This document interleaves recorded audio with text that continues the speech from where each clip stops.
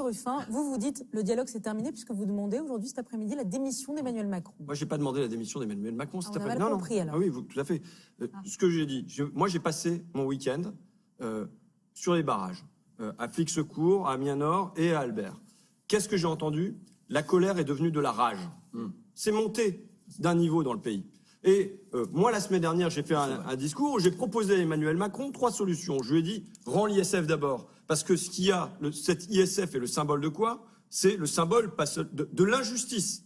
De l'injustice affichée avec arrogance. 2, on arrête la taxe sur le gasoil, parce que c'est ce qui est demandé. Et là, si ça n'est pas accepté, c'est pourquoi? Pour quelles raisons?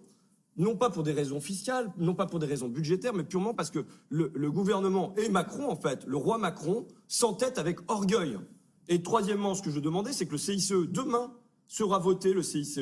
Demain, c'est 40 milliards d'euros qui seront donnés, et notamment la moitié partiront pour les multinationales. Ça veut dire que très concrètement, et c'est noté dans le plan budgétaire... Vous corrigez, vous ne demandez pas la démission d'Emmanuel Macron ce soir. Non, alors moi, ce que je dis, c'est qu'aujourd'hui, on est passé d'une crise qui était résolvable par des mesures de cette nature à une crise qui est d'une ampleur politique maintenant beaucoup plus profonde. C'est la question politique. Moi, ce que je dis, c'est que je suis le porte-voix des gens dans ma circonscription, sur mon coin. Et qu'est-ce qu'ils disent? Ils disent des choses très, très, très violentes à l'égard d'Emmanuel Macron, que je ne vais pas répéter sur ce plateau, mais très violentes. Et moi, je suis quoi? Je suis un jet de vapeur. Le jet de vapeur, il sert à quoi? Il évacue un peu de la cocotte minute et il donne quelle est la température à l'intérieur de la cocotte minute. Attendez. S'il vous plaît. Et donc, moi, je n'ai pas demandé la démission d'Emmanuel Macron. Ce que je dis, c'est que répètent les gens sur les ronds-points? Ils répètent Macron démission. Que répètent les gens? Ils répètent Macron doit partir. Macron, vous voulez le chaos, vous cherchez ça. Vous êtes des révolutionnaires, vous l'assumez, vous voulez que les institutions l'important, c'est pas soient en danger. Ruffin, madame. L'important, c'est ce qui se passe dans le pays. Exactement. Et donc moi, j'aimerais bien que votre colère... que, vu l'État, les policiers, les militaires, les gens qui connaissent le métier plus que vous disent qu'il y a un état d'insurrection, et vous pensez vraiment que vous allez ramener les gens à la table pour dire 3 mois, on va dialoguer. Il y a un temps de parole aussi pour les Gilets jaunes. Ce qui est sûr, Léa Salamé. Pardonnez-moi. Monsieur Dupont-Aignan, si vous m'autorisez à dire un mot. C'est moi qui donne la parole et c'est Mme Monchala qui termine, si vous le permettez. Merci. Moi, j'aimerais que la colère et les besoins légitimes de santé, d'hôpitaux, de proximité, de services publics, d'écoles soient entendus. Et j'aimerais que ceux qui prospèrent sur les colères depuis des années, qui cherchent ça, qui animent des fêtes à Macron, qui veulent mettre des guillotines, des potences dans notre pays et qui prospèrent sur ces images, ne soient pas ceux qui récupèrent votre mouvement. Nous voulons dialoguer avec vous de solutions concrètes pour ça, vous partout. François Ruffin répond et rapidement. Des modérés dans le journal du dimanche est très intéressant parce qu'il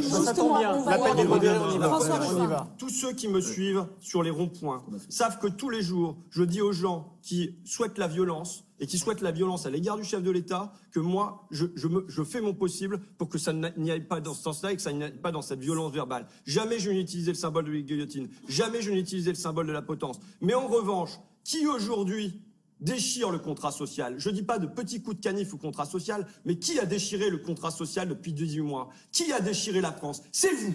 C'est vous. C'est vous et Emmanuel Macron. Parce que quand on mène une politique aussi injuste, où dans le même temps on supprime l'impôt de solidarité sur la fortune, et on vient prendre 20 € ou plus de CSG aux petits retraités, où on vient prendre, supprimer, gratter des ATPL sur les petits locataires, c'est une politique tellement injuste, même menée avec une telle évidence, et avec doublé d'une telle arrogance, quand on vient dire aux Français, vous êtes des gens qui ne sont rien, vous êtes des Gaulois réfractaires. Un mot de la fin pour vous. Je dirais qu'il faut une réponse politique et non pas une réponse policière. Il faut que le président change ou qu'on change de président. Et comment il peut changer? Il peut changer en faisant fi de son orgueil pendant un temps.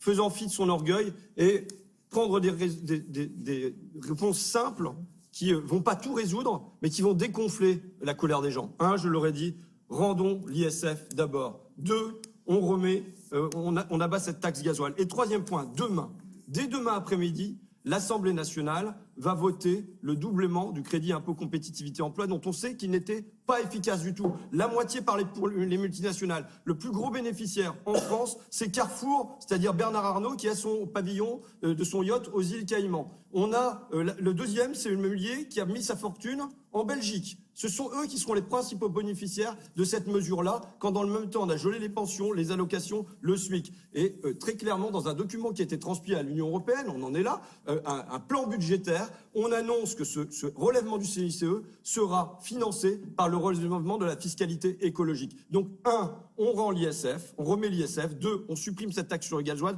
Et 3, dès demain, les députés eux-mêmes, à l'Assemblée nationale, peuvent faire un choix clé, qui est de faire un moratoire sur ces 40 milliards d'euros du crédit impôt compétitivité emploi.